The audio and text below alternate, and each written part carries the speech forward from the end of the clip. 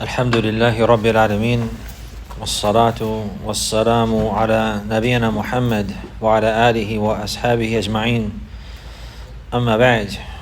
In our previous class, we were discussing the issue with regards to Al-Fidya. And we have seen that the Fidya, it means linguistically a ransom or an expiation for something.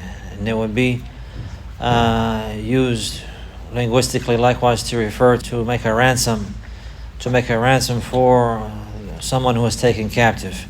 The one he will pay that in order to release him and free him from captivity. And likewise we have seen the relationship with regards to that in the fidya of al-hajj, especially in the mahdurat, the person who has violated some of those rights. He will find that he is in a bad situation, and he will feel bad about that. And the way that he can free himself from that hardship and free himself from that problem that he had fallen into by making the fidya, and he will ransom himself from that situation. So we're saying that in general the fidya in al-hajj is more than one type, and that which we have discussed is fidyatu tark al-wajib. This is one aspect, the fidya for leaving an obligation, and this is with regards to the one who did not perform the obligation, the one who left off an obligation from the obligations of al-hajj. He's required to pay al-fidya, and what is intended here? Dam, and meaning that he must slaughter a sheep. He must slaughter a sheep to rectify that, and this is an obligation for him, for his nusuk to be considered correct. And the other issue of the fidya, that which we were discussing, and that which the author is referring to, rahimahullah, in this chapter, babul fidya, fidyatu al-adha. And this is the fidya with regards to violating or performing one of the mahdurat of the ihram. And we have seen that the fidyatul adha is ala takhir. The person who violates one of those mahdurat, then he must pay the fidya, but he has the choice between three different affairs. The first one is he must slaughter a sheep, or he must feed 6 poor people. Each poor person will get half of a sa' from dates or from wheat or from barley or from rice and the likes like this. And or he will fast 3 days. And we have seen that the narration here, the author mentioned of Ka'b ibn Ujrah radiyallahu anhu, clarifies the details of that which was mentioned in Surah Al-Baqarah min ayat al-Fidya. And the details of that have come in the Sunnah of the Prophet sallallahu alaihi wasallam. So the person who violates one of the mahdurat, he has different circumstances, and we have taken them in general, but we review them this evening. بإذن ta'ala. أحوال مرتكب المحظور, the circumstance or the situation of the one who perpetrates one of those mahdurat. First is that he will do it while he knows that it is from the mahdurat, and likewise while he's remembering. And يرتكب المحظور عالما بالحكم ذاكرا به, that he knows the ruling and he remembers the ruling, and he still commits it regardless of that. And he along with that he still commits the mahdur. So this person is known as al-muta'ammid, the one who perpetrated that on purpose. So the one who perpetrates one of these mahdur on purpose, meaning he knows the ruling and he remembers the ruling, and he perpetrated upon that knowledge while remembering. So he did it on purpose. So this person here is more than one situation. The first circumstance is he has an excuse. The one who knows the ruling and he's aware of the ruling and he remembers the ruling and he violates that, but he has an excuse. This person, there's no blame on him, there's no sin on him, but he has to pay the fidya. The one who covers his head because of an excuse that he has, or he cuts his hair because of an excuse that he has and he needs to, or he wears the tailored garments because of a reason and a need that he has, then this is allowed for him and there's no sin upon him, but he must pay the fidya. And he will be given the choice either to slaughter a sheep or to fast 3 days or to feed 6 poor people in the manner that has preceded. And the second circumstance of the one who performed it on purpose, the one Likewise, he performed it on purpose, but he doesn't have an excuse.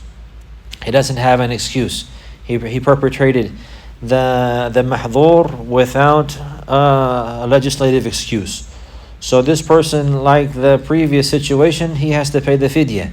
The difference between the two is that he's considered sinning. So likewise, he must repent to Allah Azza wa Jal. And also he is jeopardizing his sacred rights by violating that on purpose without an excuse. And so this is something that's haram and not allowed. So these mahdhurat, yani the mamnu'at, muharramat is haram. It's haram and not allowed. It's haram and not allowed to violate them while in the state of ihram, except with an excuse. So the one who has no excuse and he violated that, he's sinning. He's sinning, and it could be very dangerous likewise according to that which is in his heart. If he's belittling the affair and considering the ihram to be something that is light or not honoring the rights of Allah properly, then any of the severity of that could worsen. Waliyadhu billah. So the point is now he violated that and he's sinning. He has to repent to Allah along with paying the fidya, and he still has the choice likewise. And he still has the choice likewise. And the second circumstance would be the one who is forgetful or is ignorant, al-nasi, or al-jahil. Al-nasi or al-jahil, the one who forgot the ruling. He knows the ruling, but he forgot. He knows the ruling, he knows it's impermissible, but he forgot. Or he forgot that he's in the state of ihram. And for example, maybe he forgot that he can't cover his head. He knows the ruling, it's not allowed to cover his head, but he forgot. And suddenly he pulled his garment over his head, for example.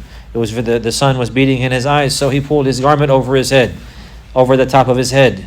And he did this forgetfully. He knows the ruling, but he forgot at that moment. And he forgot the ruling. And somebody told him, oh, this is not allowed. Oh yeah, I forgot that's not allowed, you're right.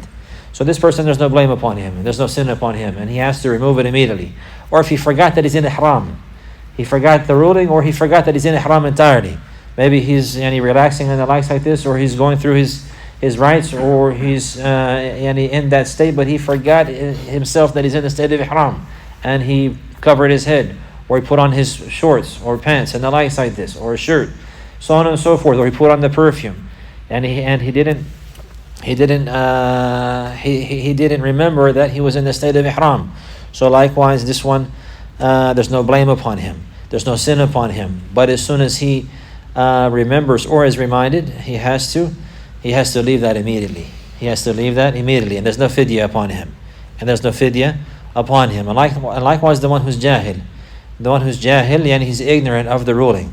He's ignorant of the ruling. He didn't know you're not supposed to wear perfume, for example. He didn't know that, and he didn't learn the ruling. And then he put the perfume on after being in the state of ihram. And he put it on his body after being in the state of ihram, and he did not know that. So if he finds out the ruling, then he must remove it immediately. And then there's no blame upon him. There's no sin upon him likewise, and there is no fidya. Also, if a person is ignorant that he's in the state of ihram. Some people, maybe they will not know and they will not realize, but in reality they're in the state of ihram. Maybe he thinks he's not in the state of ihram. He's ignorant about the fact that he's actually in the state of ihram. For example, somebody who made the ihram on the plane. He's coming to go to Mecca, and he's been informed, and he's making Umrah, for example. He's been informed that they're coming to land in Jeddah to go to Mecca to make Umrah immediately whenever they land. So they made the ihram before passing the miqat, and before coming and landing in Jeddah, or in Jeddah, before coming and landing in Jeddah. So he made his ihram, and he's making the talbiyah. And then whenever he lands in the airport, the people are redirected. They said, actually, our group has been redirected, and we're on our way to Medina. We're going to go to Medina first. Actually, our group is waiting for us. We have a bus that's taking us to Medina first. The plans have changed. So now he's on his way to Medina, but he's in the state of ihram. So out of ignorance, he didn't realize the reality of the ihram, and that it's something that it will not finish. A person, he cannot notify it, he cannot leave it, he cannot get out of it except by fulfilling those rights. Meaning he's likewise one of those people who didn't set the condition. Lam yashtarit. And he didn't set a condition. So then he just takes it off. He thinks that, I'll just take it off and I'll make the ihram again. And he says that yafsukhu ihramuhu. He believes that he can nullify it and just break it and leave that state. and with his intention. So therefore he takes off his clothes of ihram, he puts on his garments, puts on his clothing, covers his head, puts on perfume and the likes like this, and goes to Medina. And goes to Medina and spends a few days in Medina. Little does he know the whole time he's in al-ihram. He's still in ihram. The fact that he took it off and believed or thought that he's not in ihram, this did not affect his ihram. Rather, he's still in the state of ihram. The ihram cannot be removed in this manner. A person, he just cannot get out of it. He cannot refuse it or reject it. Once he enters into it, he has to complete it and finish it. He has to complete it and finish it, except in the circumstance of somebody who entered into the state of ihram and making a condition, which will come the details later. But this is the issue. So now he's ignorant that he's in the state of ihram, and he's violating the mahdhurat left and right. He's violating the mahdhurat left and right, putting on perfume and wearing clothes and different types of garments and socks and shoes and hats, covering his head, so on and so forth. All of these affairs. All of these affairs. So if he finds out and he's educated, somebody teaches him, for example, in Medina, he's about to make his ihram again, and then somebody tells him, no, we're still in ihram the whole time. What are you doing? How do you have your clothes on? And the likes like this will not harm him, inshallah. And he will just get out of them and leave them, and he will not have to pay any fidyah, and he will not have to make any expiation, and he will not have any sin, inshallah. Allah knows best. The only way this type of person here would be considered sinning if he was extremely negligent with regards to learning those rights. So there could be a sin with regards to that. A person, he must learn the rights of Al-Islam. He must learn the rights that are obligatory upon him. He must learn to perform the obligations, especially the pillars of Al-Islam. He must learn how to perform them properly. So possibly a person could be held accountable for being negligent with regards to seeking knowledge of these affairs. But as for this issue here in this circumstance, Allah knows best. And the people of knowledge, they mentioned he's not sinning. He's not sinning, and likewise there's no fidyah upon him. But he has to leave that mahdhur that he violated as soon as he learns.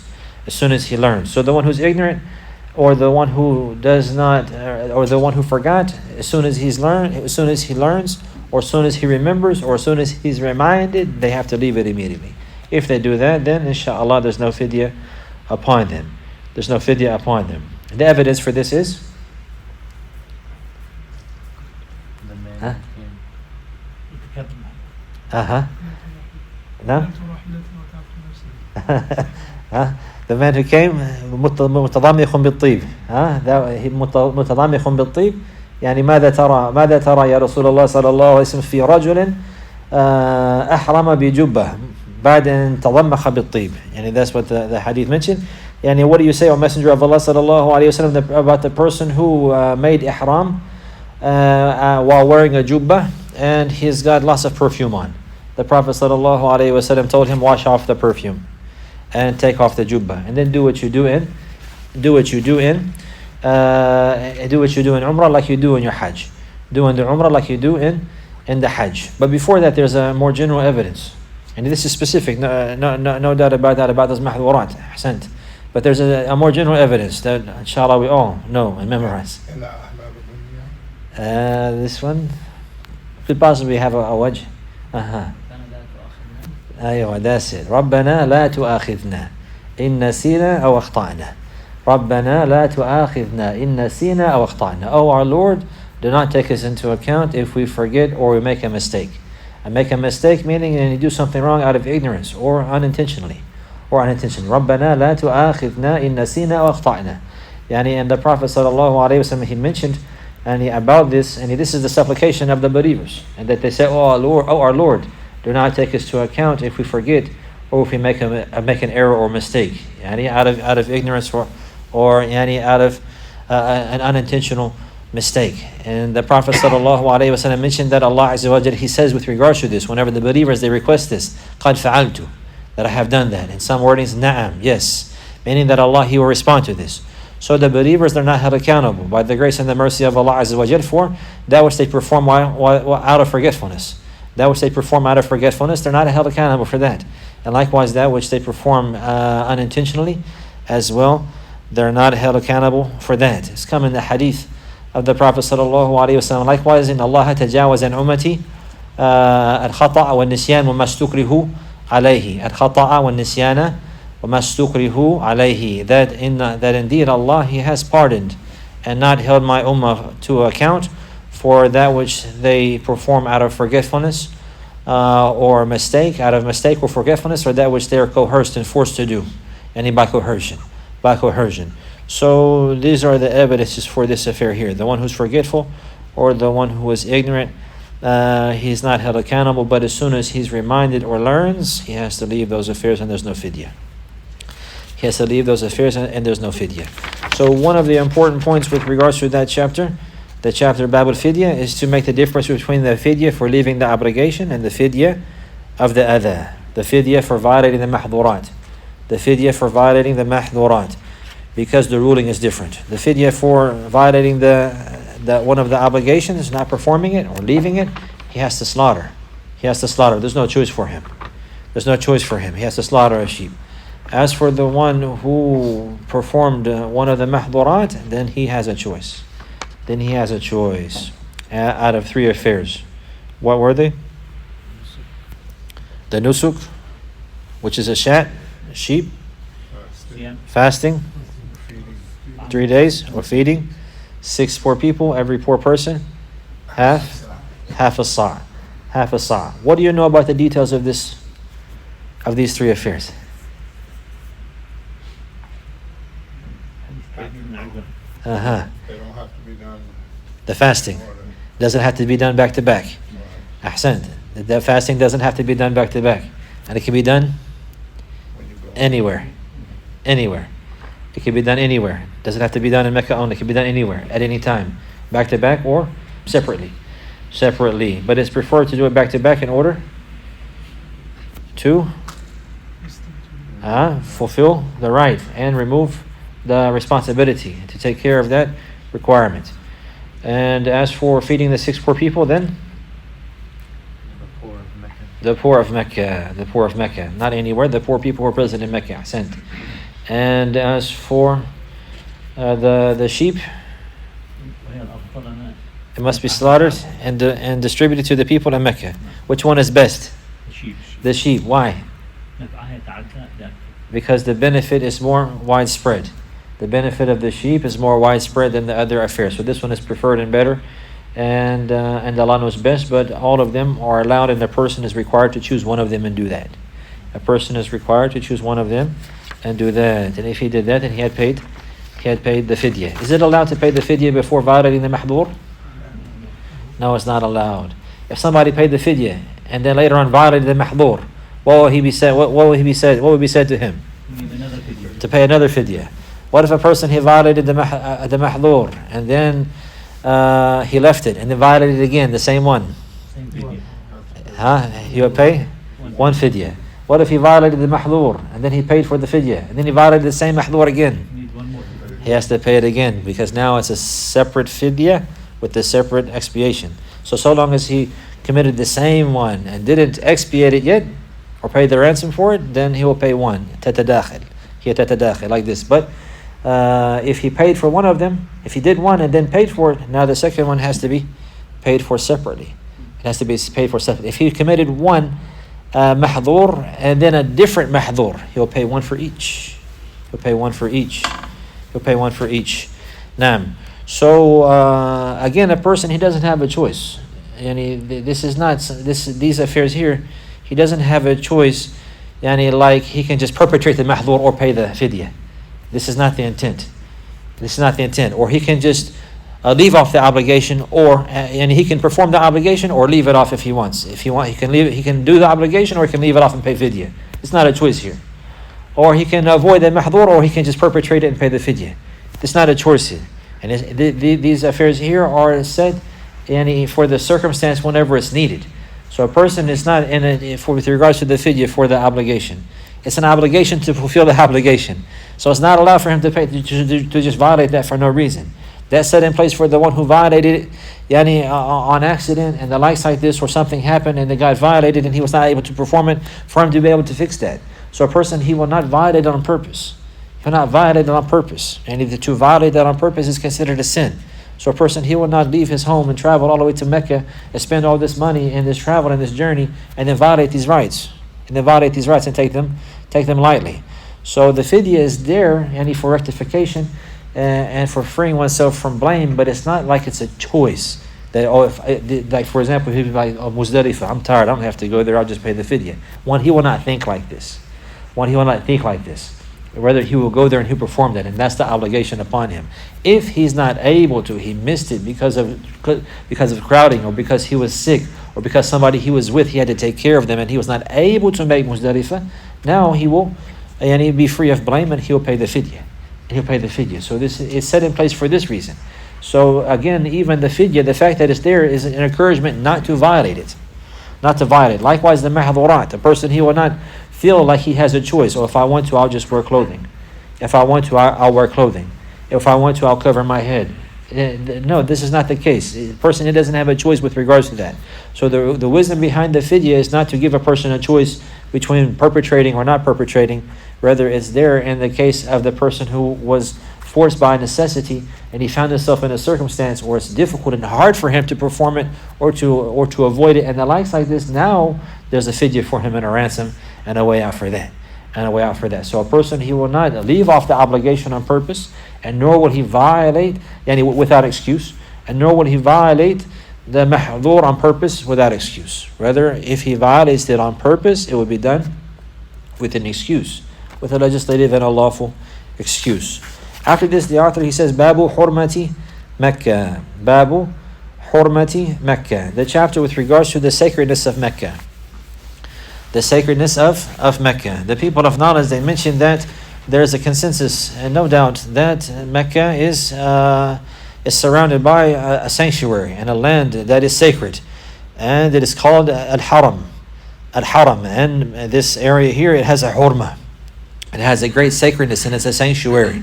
And it's not allowed to fight inside of the sanctuary. It's not allowed to harm anyone in the sanctuary. It's not allowed to commit sins or crimes or to intend to harm anyone or deceive them in the sanctuary. These affairs are not allowed outside of that likewise, but even more severe, even more emphasized inside of the haram. So the Masjid al-Haram, around it there is a land, an area that is well known, that has been declared sacred by Allah subhanahu wa ta'ala the day that He created the heavens and the earth. Yani the day that Allah Azza wa Jal created the heavens and the earth, this area around the Masjid al-Haram was declared sacred. It's declared al-Haram. And the area is well known. And today, alhamdulillah, there are big signposts in these areas around the Haram, where a person can see the limits.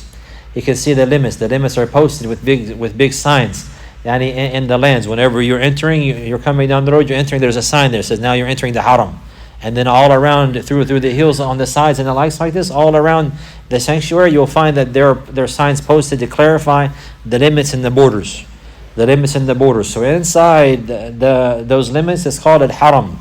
And it has the hurma, it's sacred. The land is sacred. And this is surrounding Mecca, and surrounding the house of Allah Azza wa Jal. All of this is to clarify the sacredness of the house of Allah Azza wa Jal, and likewise to honor and to revere and to respect Allah subhanahu wa ta'ala, to glorify Him by glorifying His sacred rights. So a person who's going to make these sacred rites of Umrah or of Al-Umrah or of Al-Hajj, he's going to enter into this haram.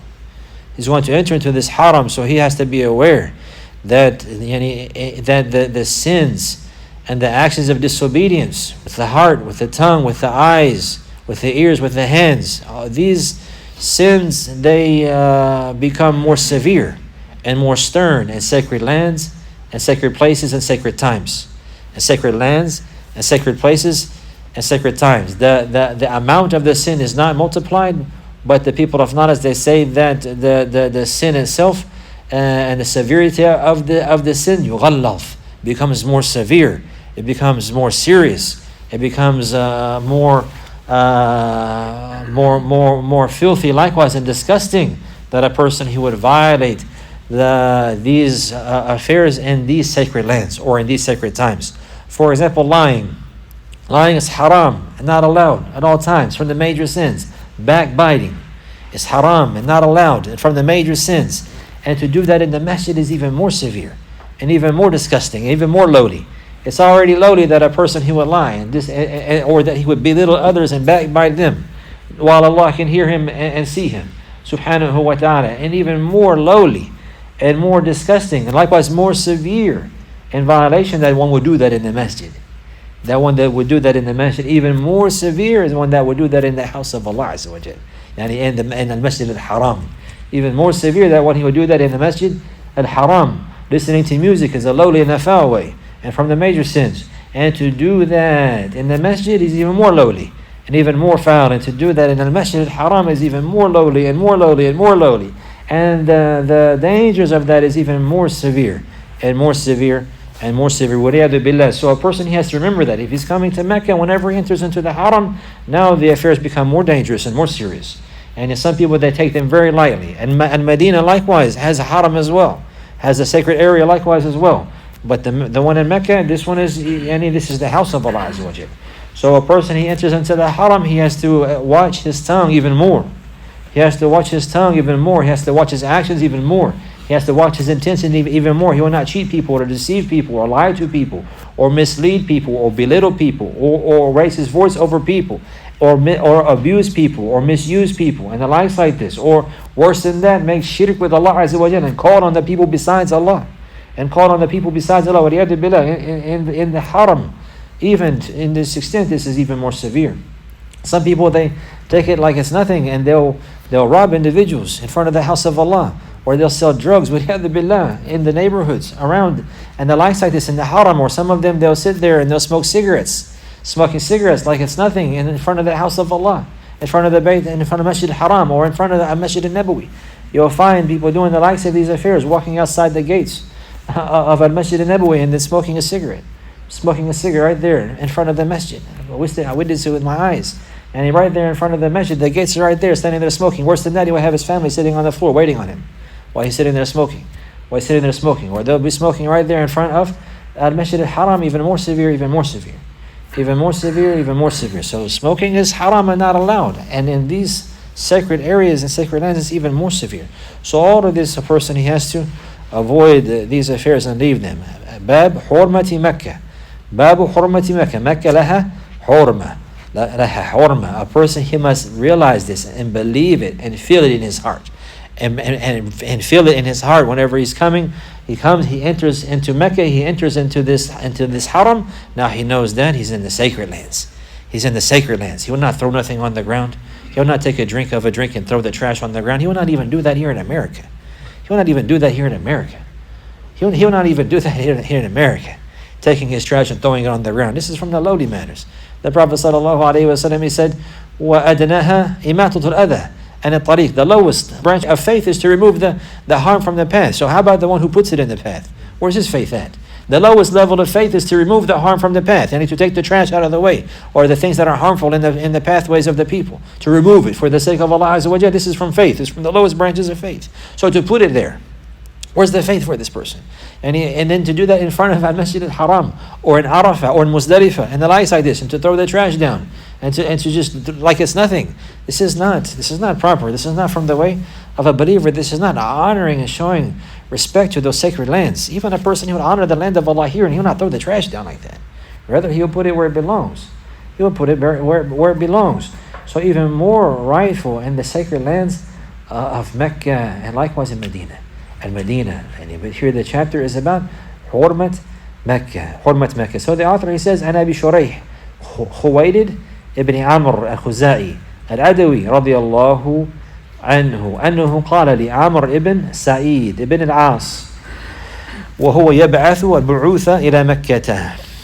The author, he mentioned the narration of Abu Shurayh. His name is Khuwaylid ibn Amr al-Khuzai al-Adawi radiyallahu anhu, from the companions of the Prophet sallallahu alaihi wasallam, and from those who witnessed the conquest of Mecca. From those who witnessed the conquest of Mecca. He's saying that he said to Amr ibn Sa'id ibn al-As, Sa'id ibn al-As, Amr ibn Sa'id ibn al-As, and his uncle is Amr ibn al-As. The people of knowledge mention here this man, Amr ibn Sa'id ibn al-As, that he was from the Umara of Bani Umayyah. And the narration says here, وَهُوَ يَبْعَثُ الْبُعُوثَ إِلَى مَكَّةِ, and he's sending out military excursions to Mecca. He was from the Umara and from the leaders, and he was from those who had authority. in those days, and clearly he's speaking with a Sahabi. He's speaking with a Sahabi. So what would that make him? A Tabi'i. Sah? That will make him, in general, from what we know from the narrations, the one who met a Tabi'i, the one who met a Sahabi, and he believed in the Messenger sallallahu alaihi wasallam and died upon that, then he's considered a Tabi'i.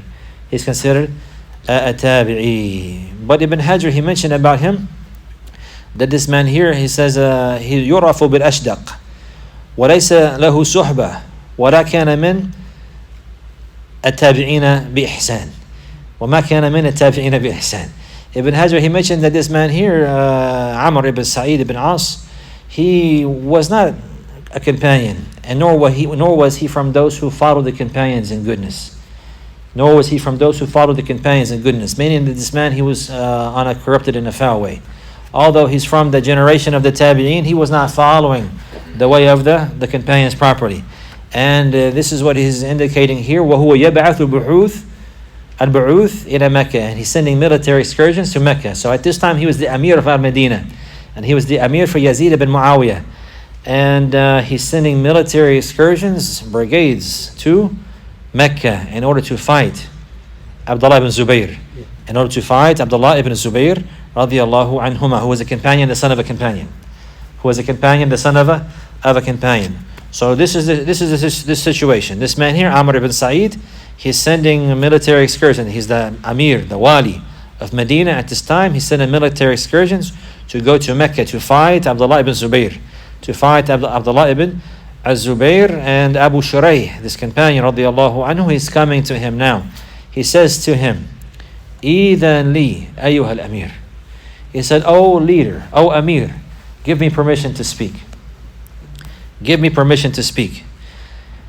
إِذَنْ لِي أَنْ أُحَدِّثَكَ قَوْلًا قَالَ بِهِ رَسُولُ اللَّهِ صَلَى اللَّهُ عَلَيْهِ وَسَلَّمَ الْغَدْ مِنْ يَوْمِ الْفَتْحِ. Allow me, oh Amir, oh you ruler, oh you leader of the believers, grant me permission to speak about something that the Messenger of Allah sallallahu alaihi wasallam, he said on the morning of the day of the conquest of Mecca.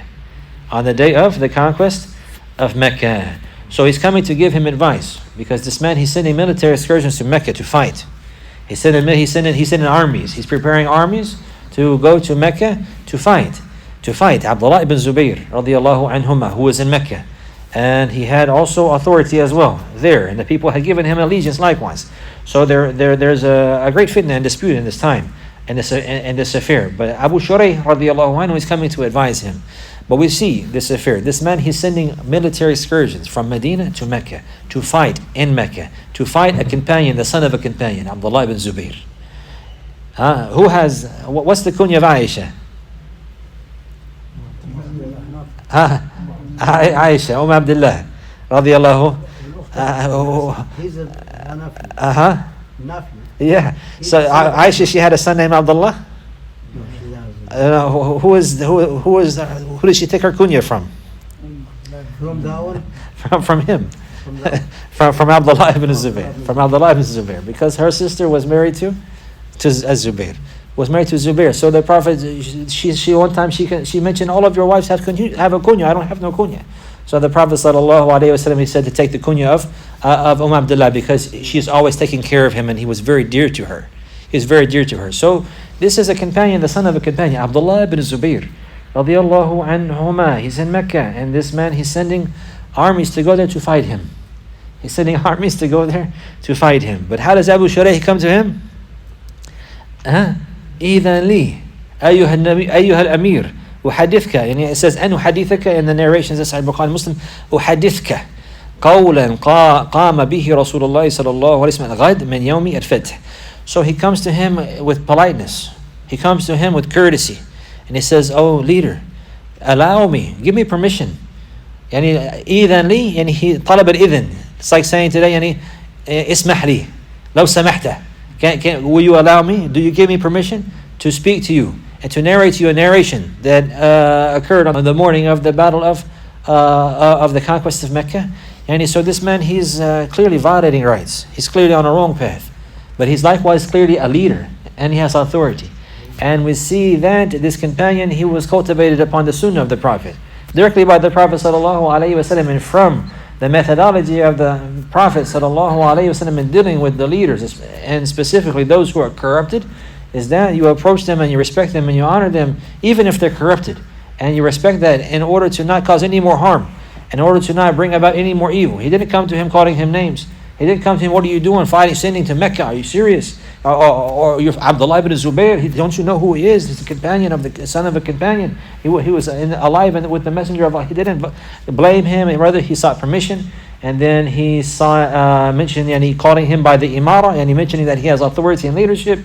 So this is the proper way if you want to give advice to the leader. Likewise, he goes directly to him, face to face.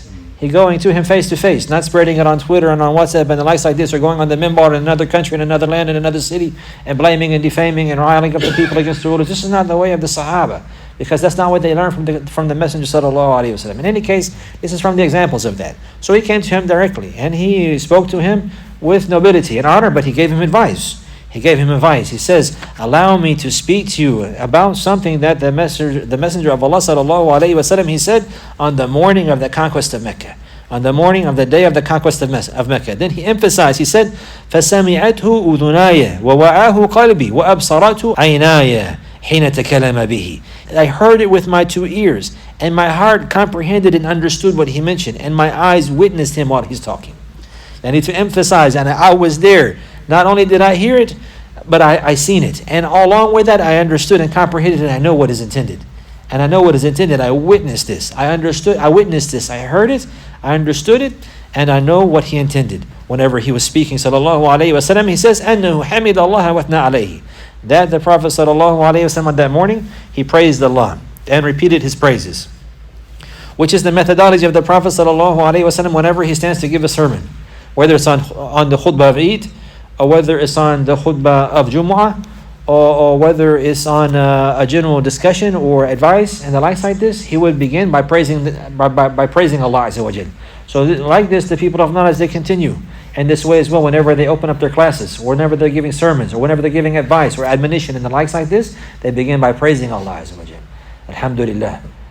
And then after that, by sending salutations on the Prophet sallallahu alaihi wasallam in this manner. This is likewise the methodology of the Prophet sallallahu alaihi wasallam. He says, ثم قال إن مكة حرمها الله ولم يحرمها الناس فلا يحل لامرئ يؤمن بالله واليوم الآخر أن يسفك بها دما ولا يعضد بها شجرة فإن أحد ترخص بقتال رسول الله صلى الله عليه وسلم فقولوا إن الله آذن لرسوله صلى الله عليه وسلم ولم يأذن لكم وإنما أوذن لي ساعة من نهار وقد عادت حرمتها اليوم كحرمتها بالأمس فليبلغ الشاهد الغائب فليبلغ الشاهد الغائب. So he says now that the Messenger sallallahu alaihi wasallam, after standing up and praising Allah Azza wa Jal and repeating over his praises time after time, sallallahu alaihi wasallam, he says that indeed Mecca, Allah Azza wa Jal has declared it haram, sacred. That indeed Mecca, this land, Allah subhanahu wa ta'ala has declared it to be sacred, and no one from mankind had declared this. And this is not something that is new. This is not something that is done by the people. This is not something that has come from mankind. Rather, this is something that the creator of mankind had declared, that this land is sacred. This land is sacred. All of this is to emphasize. So therefore, it's not allowed for anyone who believes in Allah in the last day that they should shed any blood inside the sanctuary, and that likewise that they should cut down any of the trees. And if anyone tries to take it lightly by using as an example the fighting of the Messenger of Allah sallallahu alaihi wasallam, meaning in the conquest of Mecca, then say to them that indeed Allah Azza wa Jal allowed for His Messenger sallallahu alaihi wasallam, and He did not allow for you. Allah Azza wa Jal, He allowed for His Messenger sallallahu alaihi wasallam to come into Mecca, and he with weapons in this manner, and to make the conquest, to conquer the land, and He did not allow for you. And Allah Azza wa Jal, He only allowed for me, and even the Prophet sallallahu alaihi wasallam, he says, and Allah, He only allowed for me a moment of the day, a moment of the day. And meaning it's a brief moment that was allowed for him, and he has just a portion of the day, and he just a portion throughout the day. It was allowed for him sallallahu alaihi wasallam, and then after that, and to draw arms in this land, and to bring fright and fear, to fight in these lands. This was only allowed for him for moments in the day. Sallallahu alaihi wasallam, he said, and then the sacredness returned just as it was before. and it returned back today, now just as it was before yesterday. فَلْيُبَالِغِ الشَّاهِدُ الْغَائِبِ. So the one who is present, he should inform the one who is absent.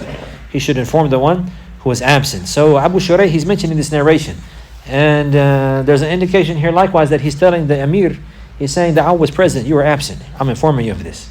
And you calm down.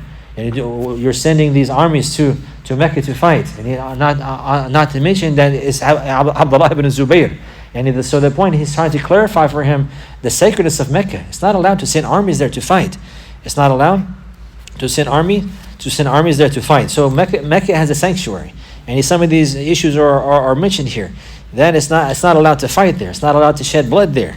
It's not allowed to tear down the trees there, to cut the trees there. The trees that grow in Mecca and the plants and the lights that grow in Mecca, it's not allowed. It's not allowed to cut them down. The ones that grow freely in the lights like this, it's not allowed to cut them down. And likewise, in some wordings or in some of the narrations, وَلَا تُنَفَّرُ سَيْدُ وَلَا يُنَفَّرُ سَيْدُ. And likewise, the game, any of the wild animals that's inside the sanctuary, inside that haram, likewise, it's not allowed to run them away. If a person, he wants to sit in some shade and there's a rabbit there, or if a person, he wants to sit in some shade and there are some birds there, like some pigeons and the likes like this, it's not allowed to run them away. It's not allowed to scare them away. This is a sanctuary. The animals there are safe. في أمن تام. Even to the extent you can't cut the trees down and the plants down, because this is the food for the animals. So the animals are safe, and likewise their food and provision is safe. You can't touch it. You can't touch it. It's a sanctuary. And we have this similar idea here in America. There's certain lands, government lands, that are declared to be a sanctuary. It's not allowed to hunt there. It's not allowed to hunt there or cut the trees down and the lights like this. And the idea is similar. But this is from mankind. This is from Allah Azza wa Jal. And this is the land of Allah Azza wa Jal. And there is the sacred house of Allah Azza wa Jal, that was built by the Prophet of Allah Azza wa Jal, by the command of Allah Azza wa Jal. So it's even the sacredness is great. And the sanctuary it must be honored and respected. So it's not allowed to harm the animals there. So how about the people? It's not allowed to harm the animals there. So how about the people? It's not even allowed to run them away. So how about hunting them or killing them? Of course, this is not allowed. How about killing them? It's not allowed, not for the muhrim and not for the non-muhrim. Anybody inside the haram, it's not allowed for him to do these affairs, whether he's in ihram or not in ihram. Whether he's in ihram, no doubt if he's in ihram, it's even more severe. But even if he's not in ihram, these affairs are not related to the ihram. This is the hurma that is there in this land. This is a hurma that is there in this land. So he's mentioning this to the Amir, in order to reprimand him and to advise him from sending these armies to fight in the haram. فَقِيلِ لِأَبِي شُرَيْحٍ فَقِيلَ لِأَبِي شُرَيْحٍ. So it was mentioned to Abu Shurayh radiyallahu anhu, مَا قَالَ لَكَ. What did he say to you? So now that he's narrating this to his companions. So he's telling them what he told to the Amir. And they said to him, what did he say to you? What did he say to you? قال أنا أعلم بذلك منك يا أبو شريح. He said, I have more knowledgeable than that about this than you do. I'm more knowledgeable of this than you do. He was not there. He did not witness. And he did not accompany the Prophet sallallahu alaihi wasallam. But here he says this word, boldly. But what he means, and Allah knows best, is that although you witnessed that and although you narrated that, I have more fiqh than you. أنا أفقه منك بهذا الحديث. And it's like he's saying this. I have more understanding. I understand this narration more proper than you. You don't understand it in the same light. So he says, إن الحرم لا يعيذ عاصيا ولا فارا بدم ولا فارا بخربة ولا فارا بخربة. So he says that I have more knowledge of this than you do, Abu Shurayh. He said that indeed the haram, the sanctuary, the sacred land, it does not protect a sinner. It does not give refuge to a sinner, and nor to one who is fleeing with blood, meaning somebody who has killed somebody. If he goes there to seek refuge, it will not give him. He will not be able to find refuge there. And likewise, the one who is fleeing with a kharba. The kharba, the author, he says, بالخاء المعجمة والراء المهملة قيل الجناية وقيل التهمة وأصلها في سرقة الإبل. قال الشاعر الخارب اللص يحب الخاربة. الخارب اللص, the one who is stealing the animals, stealing the camels and ripping them off, he loves the one who is like him. And they say الطيور على أشكارها تقع. الطيور على أشكارها تقع. Who knows the translation? Birds of the feather flock together. Flock together. That's also said in English. Birds of a feather flock together. In Arabic they say الطيور على أشكارها تقع. Naam. The same idea. So this is what is intended here. The kharba means a crime or the stealing of someone's property. So the people of knowledge, they mention, some of them, Shaykh Abdul Muhsin, he mentioned about this kalimatu haq urida biha al-batil, that this is a true statement, but what is intended by that is falsehood. So sometimes a person, he will say a statement of truth, but what he wants by that statement is falsehood. But he wants by that statement is falsehood. He will say a word that apparently is a word of truth, and it has a proper understanding. But the one who's saying it, he doesn't want the truth by that. He doesn't want the truth by that. There's the original one who made this statement here. Kalimatu haq urida biha batil. Who was that? Ali ibn Abi Talib radiallahu anhu. Whenever the Khawarij they came, they said, Innal hukmu illa lillah. Innal hukmu illa lillah. The ruling is not for no one except for Allah. Same today. Only the ruling is for Allah alone. The Khawarij على أسكارهم يقع. They say the ruling is only for Allah, but what they mean by that is that Ali is a disbeliever, and those who follow him is a disbeliever, and that he must die. This is what they mean by that. So they're using this verse, which is a verse of Allah, which is the greatest of truth, the words of Allah Azza wa Jal, the clearest of truth, the words of Allah Azza wa Jal, but they intend by that falsehood. They intend by that falsehood, that innal hukmu illa lillah, the ruling is for none but Allah. Meaning by that Ali, he ruled by other than the rule of Allah, so therefore he's a disbeliever, and based upon their understanding. So this is very important to understand, because people throughout history until today, even in this, like for example in this narration, but even until today, the people of desires and the people of whims and the people who imitate them or resemble them, they have statements of truth, statements that have a proper and good understanding, but they use it in the wrong manner. They use it in the wrong manner, and they mislead the people by way of that. So this is a very important point that is being made here. The haram, la yu'idhu asiyan. Somebody who disobeyed Allah Azza wa Jalla in the haram, this is not going to save him from that. Or wala farra bidam. Somebody who murdered somebody in the haram, and then he said, well, I'm in the haram, you can't make the qisas. No, the qisas would be made. The qisas would be made. And likewise, if somebody stole something, and the likes like this, the ruling will be established. And the people of knowledge, they differed about the one who came there. And the one who was outside of Mecca, outside the haram, and he committed a crime. And then he ran into Mecca to save himself. Some of the people of knowledge mentioned that he will not be touched while he's there. Rather, he will be boycotted, he'll be forced to leave. And then he'll be dealt with outside the haram. Others from the people of knowledge, the Jumhur, and Allah knows best which is correct, that they will be taken into account even in the haram. And because at this time, taking somebody to account according to the deen of Allah is from the legislation of Allah. So following and applying the legislation of Allah and implementing the deen of Allah is not violating the sacred rights of the haram. You understand that? So the reason why they don't want to do anything there is because they don't want to violate the sacred rights, the hurma of Mecca. But implementing the deen of Allah and following the law of Allah and establishing the legislation of Allah is not violating the sacredness. Rather, this is the reality of implementing that. So therefore, a person who murders somebody and he's found guilty, then he will be taken to account in the haram. A person who stole and he stole something, he's found guilty, his hand will be cut in the haram. A person who violated the rights of others, then he will be taken to account, and the proper ruling will be dealt with properly, even if it's in the haram, according to the Muslim judge in the Muslim court. So what he's saying here is correct, but what he's intending is that Abdullah ibn Zubair, he's one of these people. He's disobedient, and he's fleeing with this and fleeing with that, and he's blaming him and claiming now that he has a reason to go there and to fight, and that's not the case. And in reality, Abdullah ibn Zubair is better than him and has more right to the khilafah and the wilayah than him, and Allah knows best. But in any case, this was a great fitna.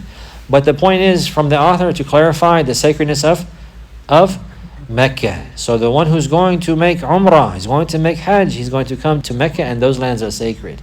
And those lands, they are sacred. So a person, he has to realize that, and he has to take this into account and remember that, and not violate the sacredness of this land. Violate the sacredness of this land. So to sin is one thing, but to sin inside the haram is another. To violate the rights of Allah Azza wa Jal is one thing, but to do that inside the haram of Mecca is another.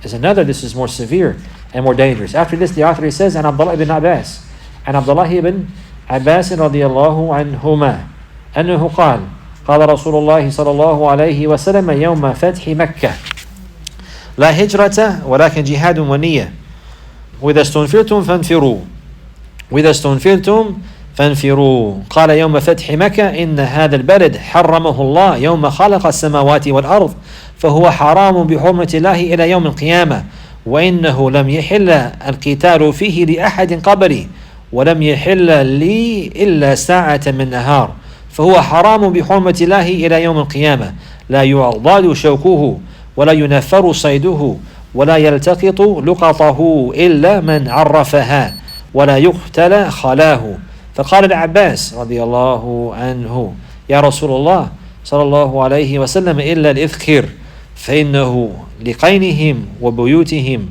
فقال إلا الإذخر فقال صلى الله عليه وسلم إلا الإذخر قال رحمه الله القين الحداد القين الحداد. So the author, he mentioned the narration of Abdullah ibn Abbas radiyallahu anhuma that the Messenger of Allah sallallahu alayhi wasallam, he said on the day of the conquest of Mecca, La hijrata walakin jihadun wa niyyah. There's no hijrah, there's no migration now, but there is jihad and a pure intention. وَإِذَا اسْتُنْفِرْتُمْ فَانْفِرُوا. And if you're called to jihad by the Muslim ruler, then you must go. Then you must go. So the Messenger sallallahu alayhi wasallam, he mentioned on the day of the conquest of Mecca, La hijrata. La hijrata. In some wordings, La hijrata ba'da al-fath.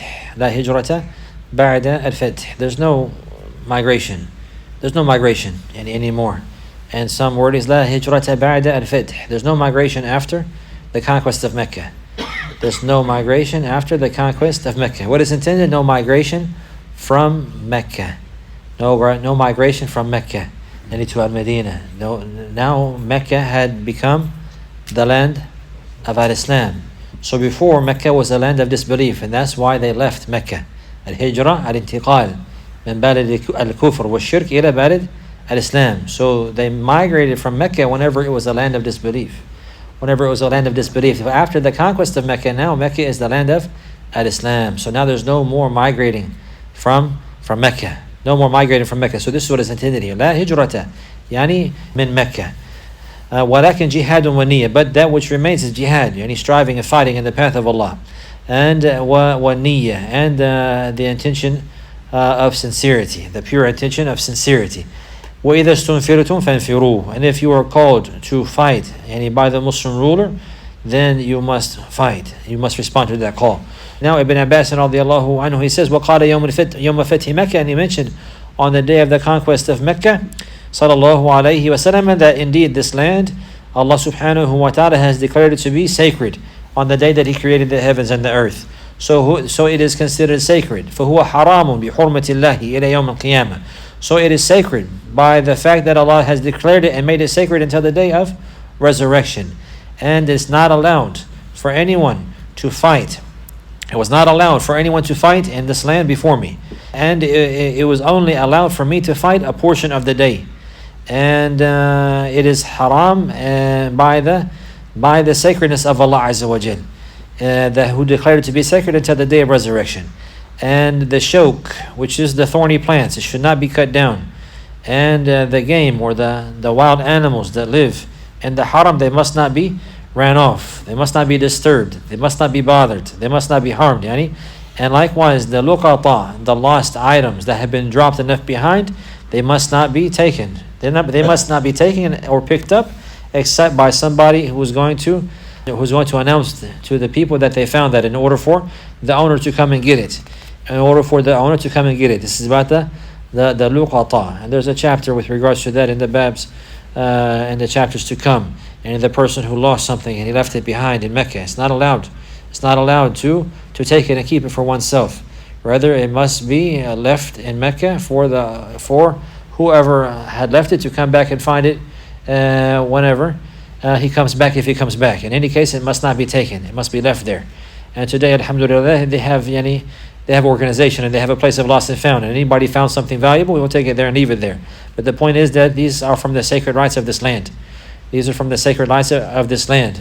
Even if that luqata is left somewhere, like for example here, also there's rules with regards to that. A person, he just cannot take it. If somebody found $100 bill, for example, it's not his automatically. It's not his automatically. In Mecca, it will never be his. In Mecca, it will never be his. He will never be allowed to own it and to keep it and to use it. The only one who can pick it up and take it is the one who's going to inform the people and to announce forever that they have found that, and so that the person who's looking for it can find it. So the one who finds it, he will leave it. He will either leave it there or pick it up, and he should pick it up and take it to the lost and found. But it's not allowed for him to keep it. Even here in America, there's rulings with regards to that. If a person found a $100 bill in the street outside in the parking lot, it's not his automatically. Whether it must be for now. If he picks it up, he must announce that for a year. And there's rules with regards to that. So this is what's being referred to here. So then the Prophet sallallahu alaihi wasallam, he said, "Wala yuhtala khalahu," and the khala, yani the grass that is moist and the likes like this, and the plants and the crops, it should not be cut down. It should not be cut down, or it should not be removed or taken. And then Abbas radiallahu anhu, he said, "O Messenger of Allah sallallahu alaihi wasallam, except for the ithkhir." The ithkhir is a special type of grass that he says they use it for the one who is working as a blacksmith, and it's used for striking the fires, and some wordings likewise, they use it for building their homes and also for the graves.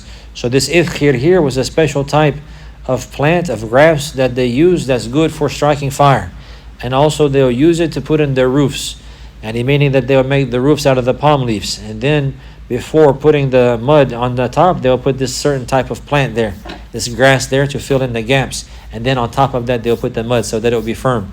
And likewise, and whenever they would make the grave, and they would make the lahad on the side. And then whenever they put the bricks there and the likes like this to close it off, they would also put this particular plant there, which had a scent and the likes, and to cover up the gaps. So he's mentioning here, Abbas radiallahu anhuma, that this particular plant, the people of Mecca are in need of it.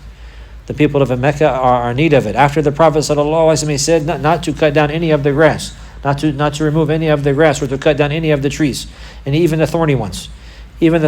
So whenever he mentioned this, the Prophet ﷺ, he made the exception. He made the exception, ila al-ithkhir, and he meaning that this one is allowed. This one is allowed. So the plants and the crops that are grown there by themselves, but that's grown there, and by the decree of Allah Azza wa Jalla, it's provided for by Allah Subhanahu wa Taala. These are the ones that's not allowed to touch them. It's not allowed to remove them. It's not allowed to cut them down or to break it, or to break the stems and the likes like this. It's not allowed to harm them. This is the food for the animals, and the animals is not allowed to harm them likewise. Not even to run them away. Not even to run them away. This is a sanctuary. It's a sacred land. It's a sacred land. It's not allowed to fight anybody or to harm them. And all of this is impermissible in those lands. So this is all an indication to that which the author is mentioning. So a person, he has to be aware of these affairs. If a person, he were to kill one of these animals in the haram, there's a jaza for that. There's a jaza for that. He will have to pay. For example, if a person he killed intentionally a pigeon, he will have to slaughter a sheep as a fidya. If he killed a pigeon, he'll have to slaughter a sheep as a fidya. Yani one time I remember Sheikh Abdul Muhsin, he was asked about this. The man, he said on the question that he wrote that yani he killed two pigeons and slaughtered them, and he wanted to eat them. And he what's the ruling? And the Sheikh is like, subhanAllah, you got to slaughter two sheep. He would have been better off with two sheep than two pigeons. And this is the recompense for that he has to pay. Wallahu al-musta'an. هذا وصلى الله على نبينا محمد وعلى آله وصحبه وسلم.